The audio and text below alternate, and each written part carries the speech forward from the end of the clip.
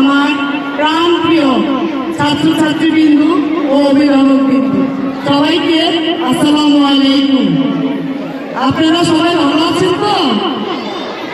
আমি অত্যন্ত গর্বের সাথে শ্রদ্ধার সাথে স্মরণ করছি এই স্কুলটাকে, কারণ আমি এই স্কুলেরই একজন প্রাক্তন ছাত্রী।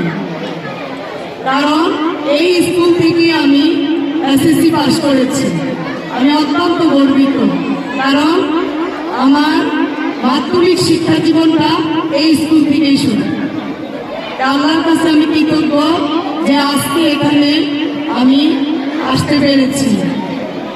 আর আসলে আমি বলবো, আমাদের এলাকার ভাইরা যারা আছেন, আমার সাথে আমার এলাকারই এক বড় ভাই, সবাই আমার এলাকার বড় ভাই, ছোট ভাইয়েরা আছেন, তারা স্যারকে অনেক অক্লান্ত পরিশ্রম করেন এবং এই স্কুলটাকে সহযোগিতা করেন। আমি আসলে দুঃখের সাথে বলতেছি, আমাদের সময় যখন ছিল এই মাঠটা কিন্তু অনেক বড় ছিল, হয়তো পারিপার্শ্বিকতার জন্য এই মাঠটা এত ছোট হয়ে গেছে, আজকে আমি না আসলে বুঝতামই না। যাক, আমি আশাবাদী, আমি যদি ভবিষ্যতে কোনো কাজ করতে পারি তাহলে আমি চেষ্টা করব এই স্কুলের মাঠটাকে বড় করে দেওয়ার জন্য। যতটুকু সহযোগিতা লাগে আমি আপ্রাণ চেষ্টা করব।